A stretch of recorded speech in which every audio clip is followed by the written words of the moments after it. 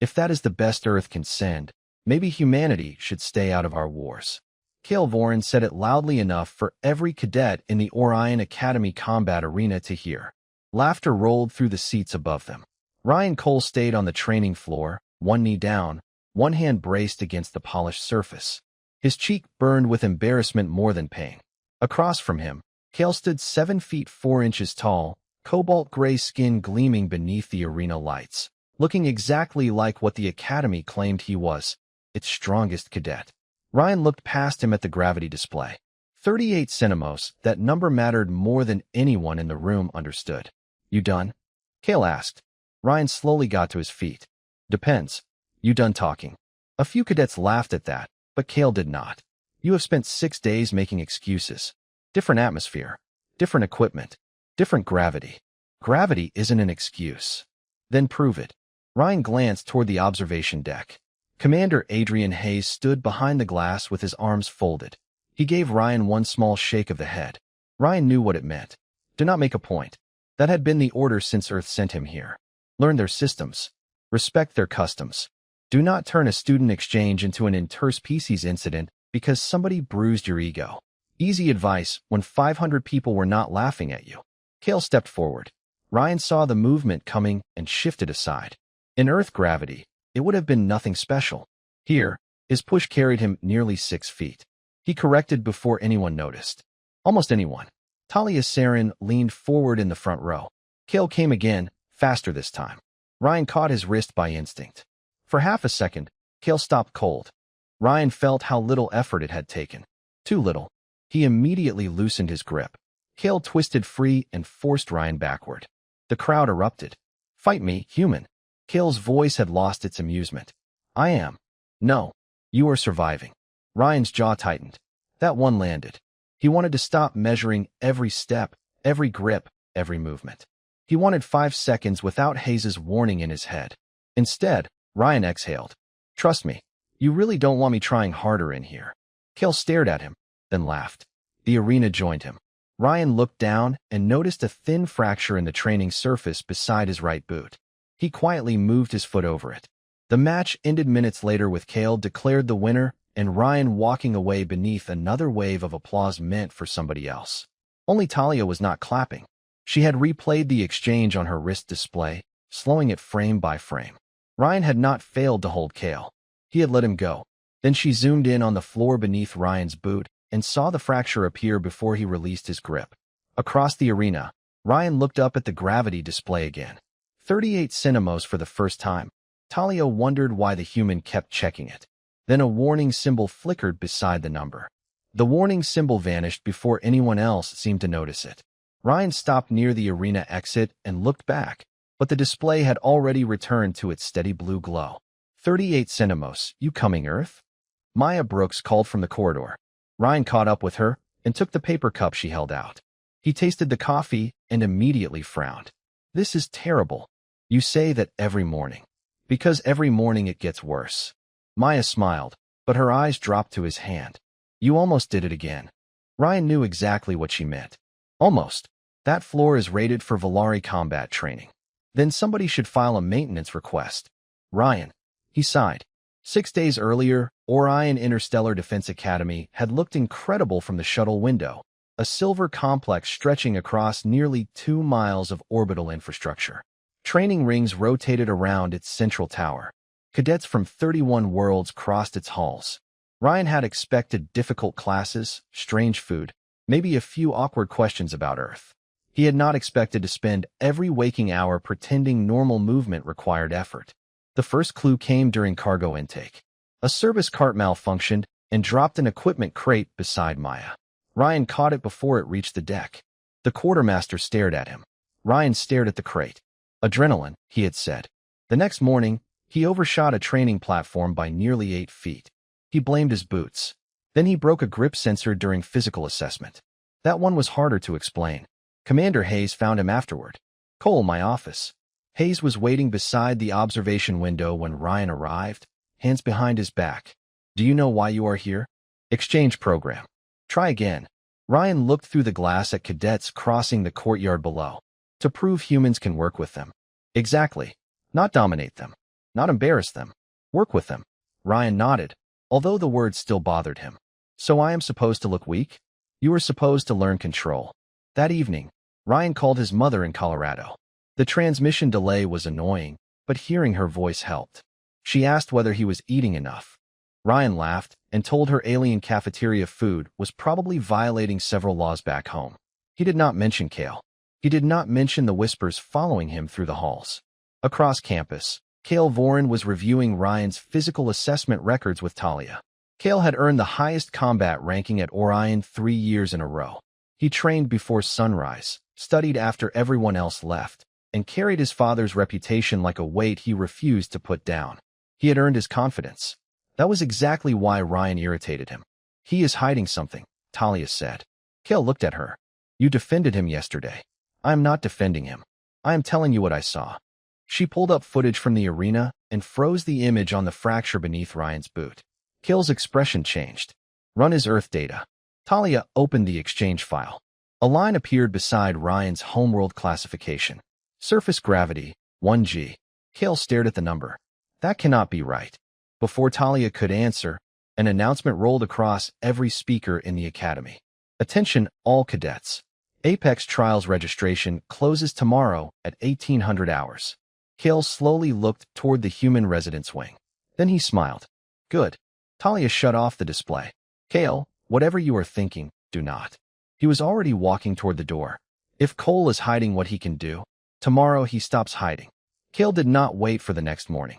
Ryan was halfway through dinner when the academy dining hall suddenly went quiet, the kind of quiet that made him put down his fork before he even knew why. Maya looked over his shoulder. You have company. Cale stood at the end of their table in his dark training uniform, with Talia a few steps behind him looking like she already regretted being there. Cole.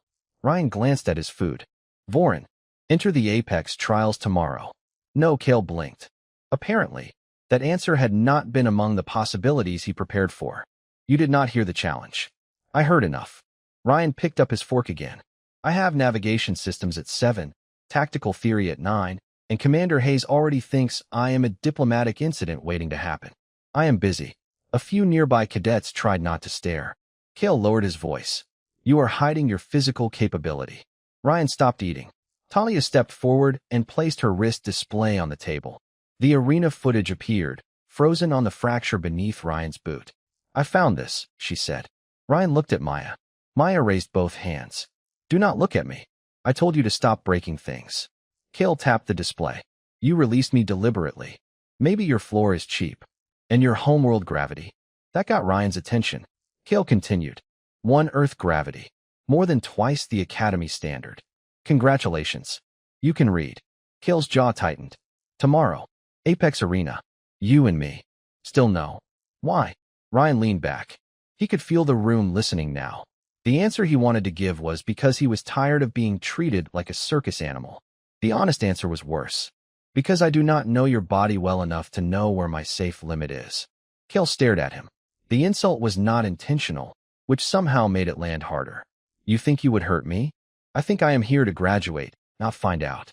Cale walked away without another word. 20 minutes later, Commander Hayes summoned Ryan. Commandant Vorik Thane was already in the office. The challenge has been approved, Thane said. Ryan looked at Hayes. I declined it. The Apex Trials permit command challenges when a cadet's declared performance data is disputed, Thane replied. Cadet Voren has formally questioned the accuracy of Earth's submission. Ryan laughed once, without humor. So this is about paperwork. It is about credibility. Hayes waited until Thane left before speaking. You want to do it? Ryan looked out at the training rings rotating beyond the window. Yeah. Good. Then do not. Ryan turned. That is your advice? That is an order. Hayes stepped closer. You are angry. I understand. But tomorrow you control yourself. You do not prove anything. Ryan nodded slowly. Understood. The next afternoon, the Apex Arena was packed. Cale waited at center floor while Ryan entered beneath hundreds of watching faces. Maya stood beside Talia near the control station. He is going to hold back, Maya said. Talia watched Cale settle into position. Cale will notice. The gravity display glowed overhead. 38 Cinemos. Ryan rolled his shoulders and faced Cale. Last chance, he said quietly. Kale lowered into a combat stance. Not this time. A tone sounded. Kale moved immediately.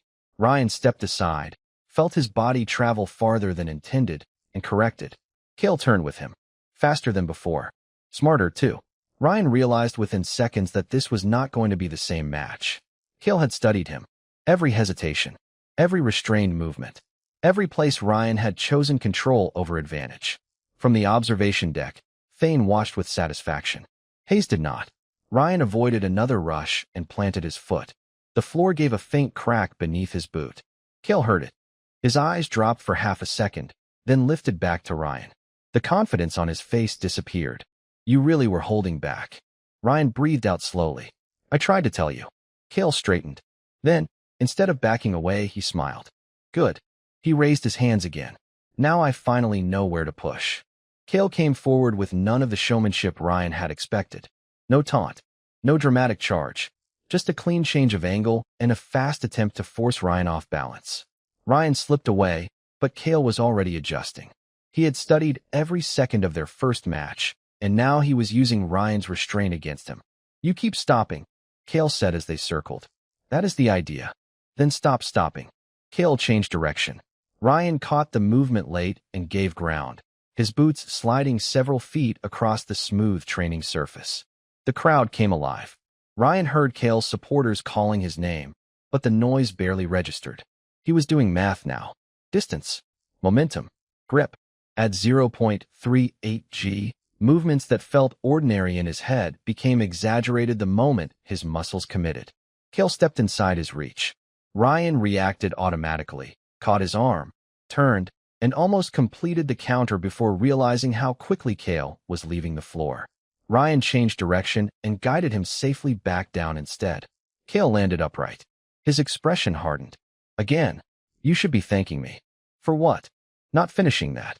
Kale moved before Ryan finished speaking. This time he did not test strength against strength. He attacked Ryan's timing, forcing him to make one correction after another. It worked. Ryan had spent his whole life learning what his body could do under Earth gravity. Here, every instinct came with an extra margin he had to subtract in real time. Kale had grown up in this environment. He knew exactly where his feet would land. Ryan did not. Kale forced him toward the arena boundary. Ryan saw the line behind his heel and shifted sideways.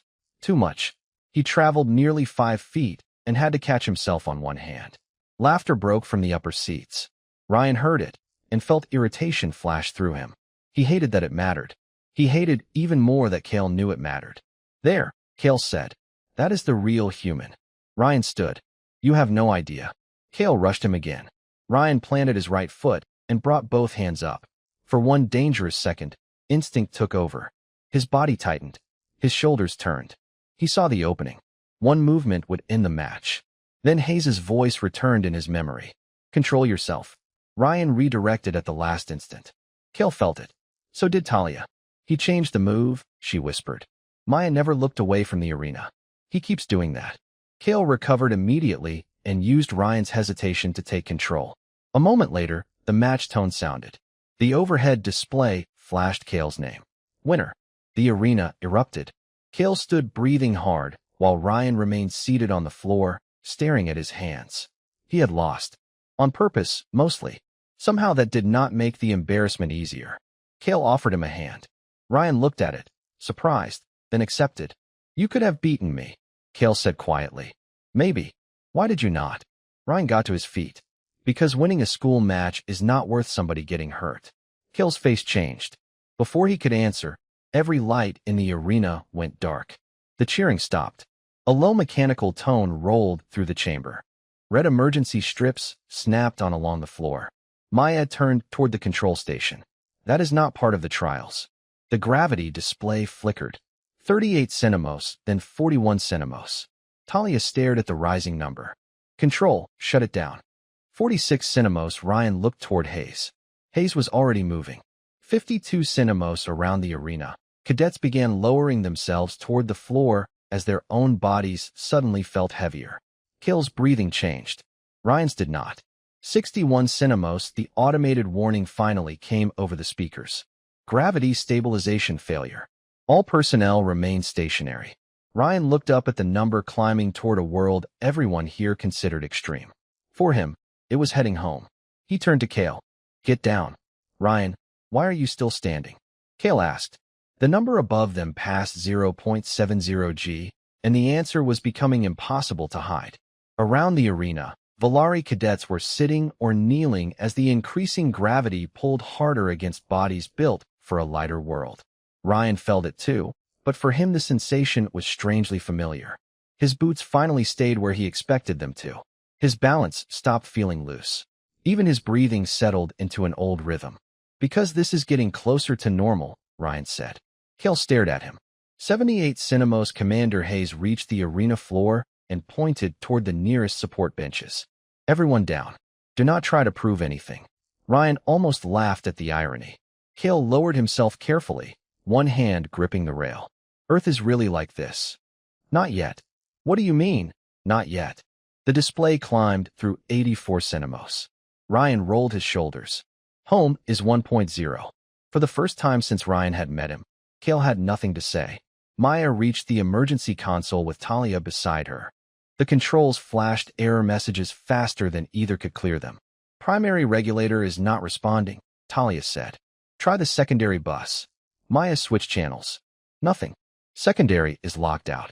91 Cinemos, a cadet near the upper walkway, tried to stand and immediately sat back down. Ryan moved toward the stairs. Hayes caught his arm. Cole, they need help getting off the upper level. Hayes looked at the display, then at Ryan. Do it carefully. Ryan climbed. Each step felt more natural than the one before it. At 0.96 G, he reached the first group and helped them toward the lower seating. Nobody laughed now. Nobody whispered about the fragile human exchange student. They simply watched him move through an environment that was becoming unbearable to them and ordinary to him. Cale watched most closely of all. Then the display changed. 98 Cinemos, 99 Cinemos. 1G. The alarm continued, but Ryan stopped beneath the red emergency lights and took one deep breath. Home. Not Colorado. Not his mother's kitchen. Not real coffee or blue sky. But for the first time since arriving at Orion, his body understood the room. Cale tried to rise. His arms shook under the unfamiliar load, and he lowered himself again. Ryan crossed over and offered him a hand. Cale looked at it. You planned this. Ryan gave him a tired look. Yeah, Cale. I broke a 2-mile orbital academy because losing a student tournament hurt my feelings. Talia actually laughed, once, despite the alarm. Cale accepted Ryan's hand. Ryan helped him upright, taking most of his weight. Cale managed 2 steps before stopping. You lived under this your entire life. Every day. And at 0.38, you were trying not to launch myself into furniture. Cale looked back toward the cracked section of arena floor. Understanding replaced disbelief. The grip sensor. Sorry about that. The cargo crate. Also me. The match. Ryan met his eyes. I told you. Before Cale could answer, a second alarm cut through the chamber, deeper and more urgent than the first. Maya's face went pale as new data filled the console. Ryan. He turned. Tell me that is just another gravity warning. I cannot. A heavy vibration traveled through the floor. The overhead lights flickered. Somewhere beyond the arena, emergency bulkheads began sealing across the academy. Talia read the system message aloud. Orbital stabilization failure. Structural load outside certified limits. Hayes immediately reached for his communicator. Command, report. Static answered him. Then a sharp metallic groan rolled through the arena ceiling. Everyone looked up. One of the suspended training gantries had shifted several inches out of alignment. Cale's eyes widened. That support system was designed for 38 Cinemos. Maya checked the structural map. Red warnings spread across it one section at a time. At 1.0, half this station weighs almost 3 times what it was built to carry. Ryan looked around at hundreds of cadets who could barely move, then back at the gravity display. The number was no longer rising. That should have been good news. It was not. The academy had reached Earth gravity. Now the building had to survive it. Another deep groan came from overhead. Hayes shouted for everyone to clear the center floor. Ryan grabbed Cale and started moving. Above them, the training gantry slipped again. Move, Ryan shouted as the suspended gantry shifted again. The crowd did not need convincing. Cadets pushed toward the reinforced perimeter corridors as fast as the unfamiliar gravity allowed, some moving on hands and knees rather than risk falling. Hayes took command near the western exit, directing instructors to keep the evacuation orderly. Ryan stayed with Cale. "I can move myself," Cale said through clenched teeth. "Great. Start anytime." That was not funny. It was a little funny. Another vibration rolled through the deck. Ryan glanced up and saw the gantry supports twisting farther out of alignment. "Maya, how long?" "I do not know." She was still at the console with Talia, pulling structural data onto the main display. "The safety system is dumping load into the arena supports. It is trying to protect the central spine. Can you stop it?" "Not from here." Ryan turned back just as a section of overhead equipment broke loose from its mounting and dropped across the evacuation route. The impact was loud, but the structure held together, forming a heavy barrier between Cale and the nearest exit. Ryan changed direction immediately. Other side. Cale tried to follow, but the floor shifted beneath them. He grabbed a support rail. The rail tore free from its bracket, and Cale went down beside the fallen framework. "Cale!" Ryan reached him in seconds. A support beam had settled across the floor in front of Cale, pinning his uniform beneath it and blocking his movement. Cale pulled once, then stopped. At 1G, even lifting his own body was exhausting.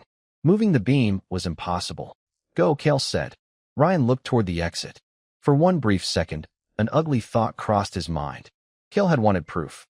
Here it was. Let him sit there for 10 seconds. Let the strongest cadet understand what helpless felt like. Ryan hated the thought almost as soon as it arrived. He turned back. "No, Cole, the structure is failing." "Then quit talking."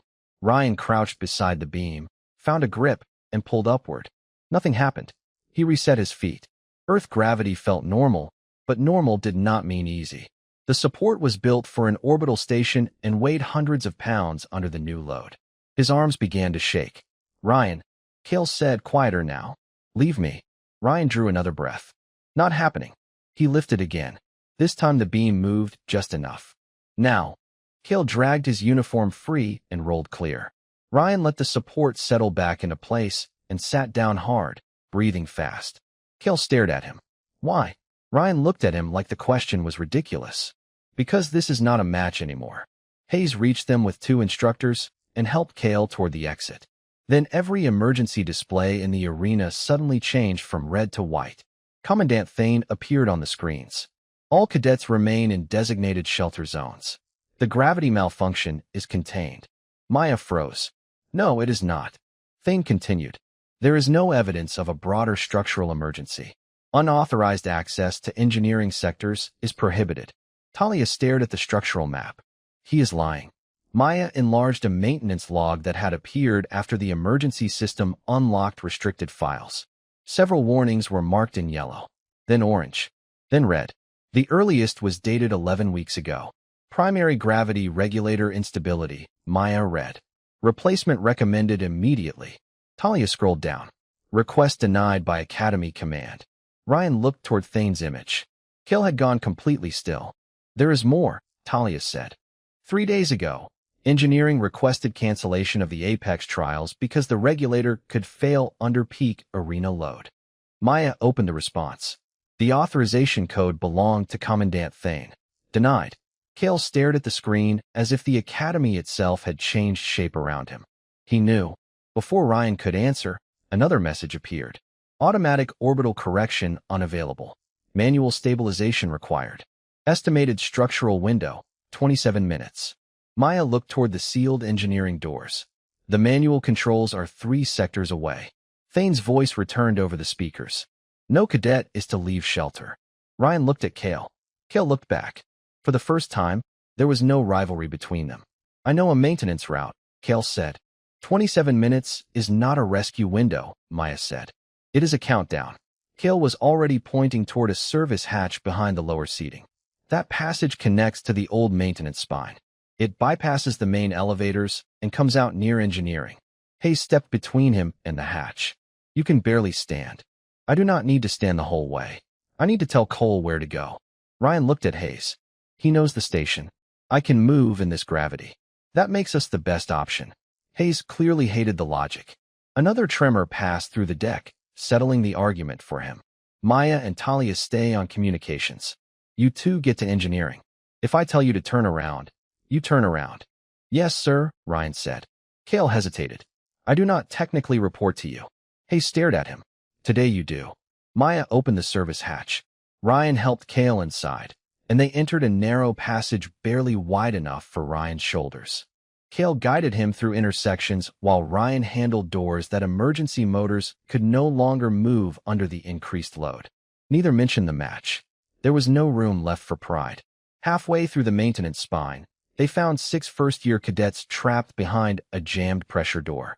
Their instructor was trying to turn the manual release, but the mechanism had locked under the structural strain. Ryan examined it. Cale. Mechanical override. Lower housing. Ryan found the lever and pulled. It refused to move. He changed his footing and tried again. Metal groaned. The lever slowly came down.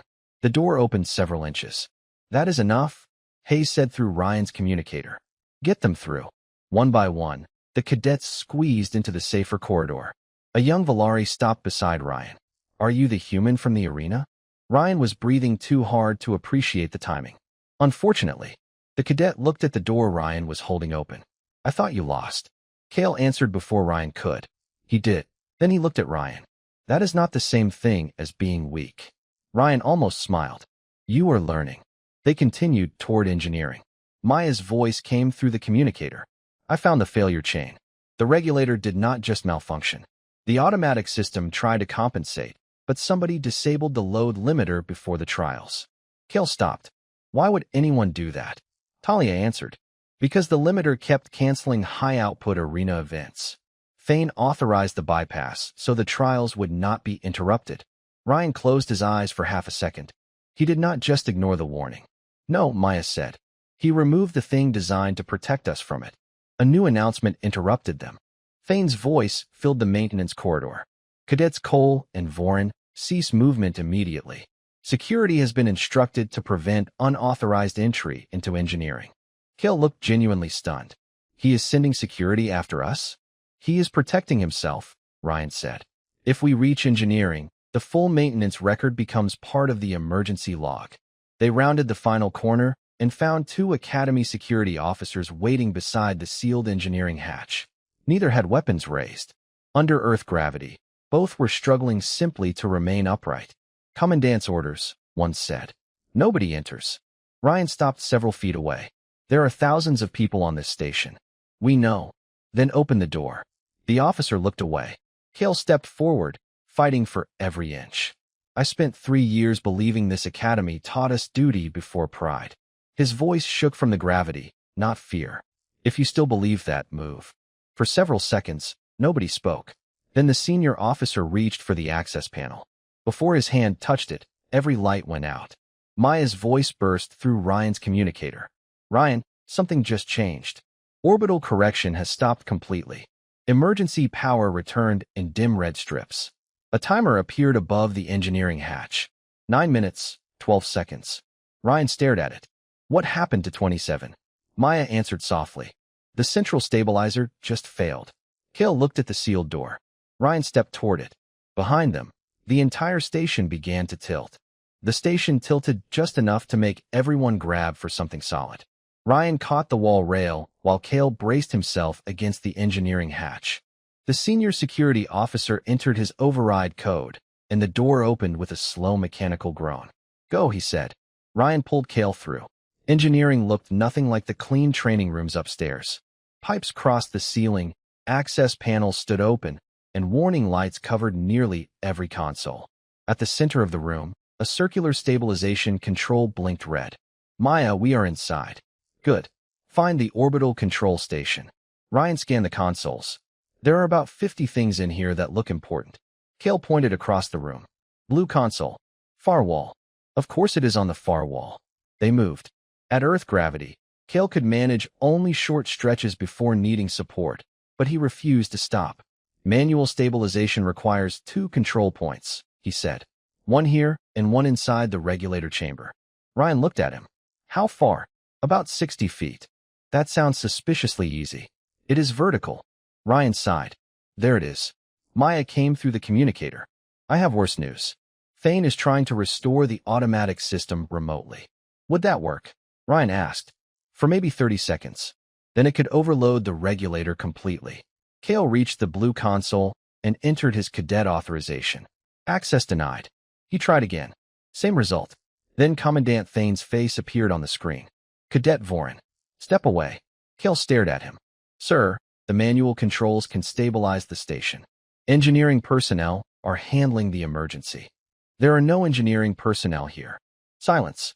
Ryan understood before Cale did. He evacuated them. Thane's expression tightened. This conversation is over. Ryan leaned toward the console. No, sir. I think this is the first honest conversation anybody has had today. Thane ignored him. Cadet Vorin, you have a future in Fleet Command. Do not destroy it over a human exchange student. Cale's face went still. A few hours earlier, that threat might have worked. Now he looked toward Ryan, then at the maintenance warnings filling the screen. You taught us that command means accepting responsibility. This is not the time for philosophy.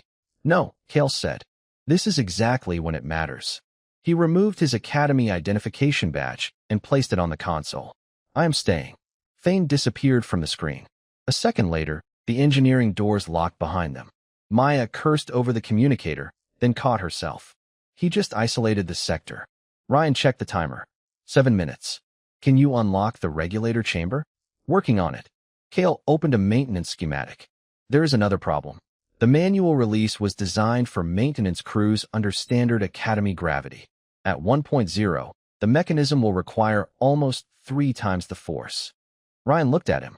Cale slowly looked back. That, Ryan said, sounds like my department. Maya found the chamber controls and forced them open. A narrow shaft appeared beyond the far wall, descending toward the regulator core. Ryan clipped onto the maintenance line. Cale caught his arm. Cole. What? The release has to be held in position while I restart stabilization from here. If you let go too early, we lose the sequence. How long? I do not know. Ryan gave him a look. You are really selling this plan. He entered the shaft.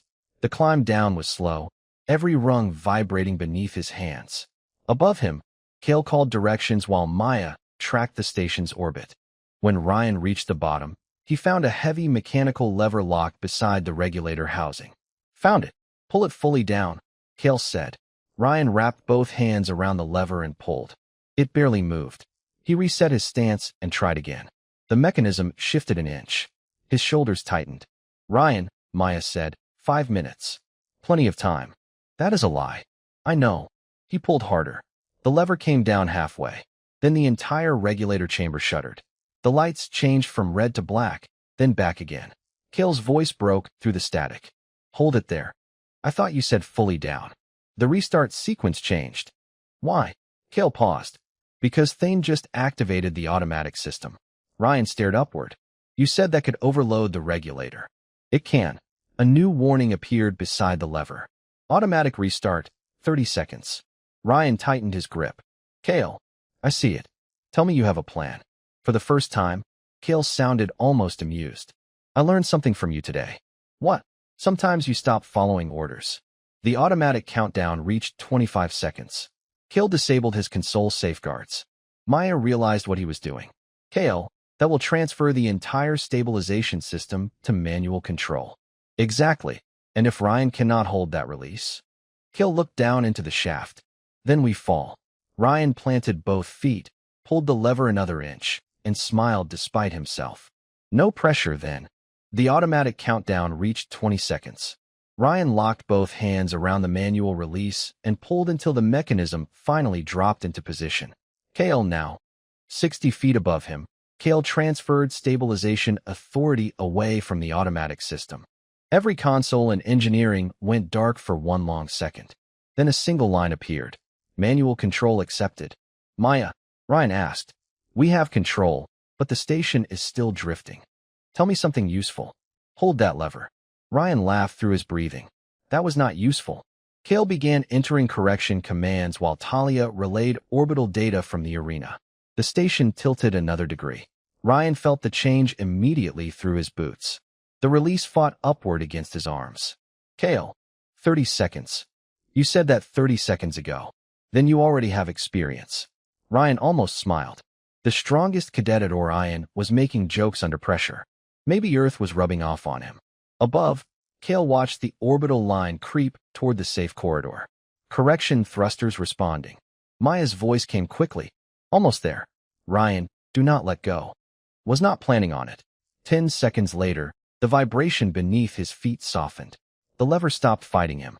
Across the academy, warning lights shifted from red to amber. Then green. Ryan waited. Can I let go now? Silence. Guys. Maya finally answered. Yes. Ryan released the handle and sat against the wall. You could have led with that. 3 weeks later, Orion Academy reopened the Apex Arena. Commandant Thane was gone, removed pending a full investigation after the maintenance records became public. The inquiry found that he had ignored repeated warnings and bypassed a safety system to protect the Academy's reputation. Nobody celebrated his fall. Too many people had learned how close pride had come to costing them something far more valuable than a ranking. Ryan stood near the arena entrance with a cup of coffee. Maya took a sip from her own cup and frowned. Still terrible. Some things survive every disaster. Across the floor, Kale approached in training clothes. He had recovered, but something about him had changed. The swagger was gone. The confidence remained. Ryan respected that difference. Kale placed a control tablet on the console. I owe you something. Money. A real match. Ryan shook his head. Absolutely not. You said that last time. And look how that turned out. Talia joined Maya behind the barrier. For the record, I advised against this. Kale entered a gravity setting. Ryan saw the number and raised an eyebrow. 1G.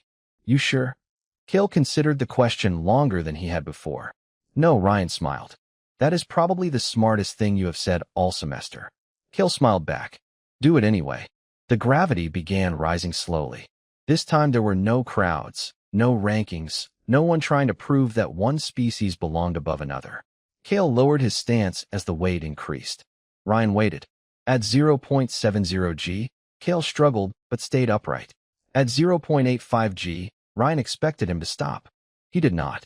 At 1 G, Kale was breathing hard, but he remained standing. Ryan nodded. Not bad. Kale looked at him. I finally understand what I got wrong. The gravity? No. You. Ryan said nothing. Kale glanced toward the repaired section of arena floor. I thought strength was what you could force another person to endure. You carried strength differently. You spent all that time making sure nobody had to endure yours. Ryan looked down at his hands. His father had taught him something similar years ago, though in simpler words. Being able to do something was never the same as having a reason to do it.